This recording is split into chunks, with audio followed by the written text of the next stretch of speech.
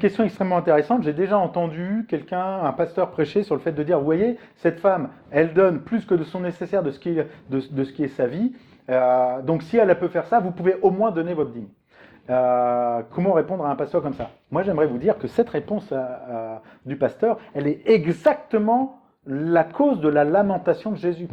C'est-à-dire que ce pasteur met au centre de notre spiritualité et de ce qui est de la bénédiction l'acte de donner de l'argent, l'acte de donner pour l'œuvre du temple, l'acte de donner pour l'Église, comme si c'était essentiel dans notre vie spirituelle. C'est exactement ça le sens de la lamentation de Jésus, de voir que le système du temple, a rendu comme nécessaire et comme, c'est pathétique, mais comme moyen d'exprimer sa foi et d'exprimer sa spiritualité, la nécessité de donner à l'Église. Et c'est ça qui est pathétique et qui est une lamentation pour Jésus. Ça, c'est pas juste. Ça, c'est ce que le système a créé. Et c'est un mensonge. Et d'ailleurs, par rapport à la dîme, c'est quelque chose que nous ne trouvons pas dans le Nouveau Testament. Notez ça. Ce n'est pas présent dans le Nouveau Testament.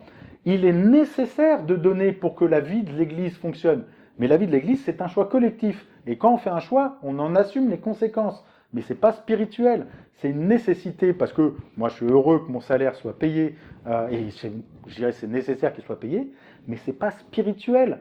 C'est parce que c'est le choix de la communauté de dire, eh ben c'est important pour nous d'avoir un pasteur, c'est important pour nous d'avoir des locaux, donc nous nous en donnons les moyens. Donc pour s'en donner les moyens, chacun prend de sa responsabilité pour le faire vivre, mais c'est pas spirituel. Et c'est pour ça que dans ce passage, c'est une manipulation de la part de ce pasteur que de dire, vous voyez, vous pouvez au moins donner votre dîme, c'est-à-dire qu'il se place exactement dans la posture des sadducéens, des scribes, des maîtres de la loi qui viennent et qui donnent et qui mettent en avant que ce qu'ils donnent est spirituel, parce que ce qui est spirituel, c'est pas ça. Ce qui est spirituel, c'est que le royaume s'est approché.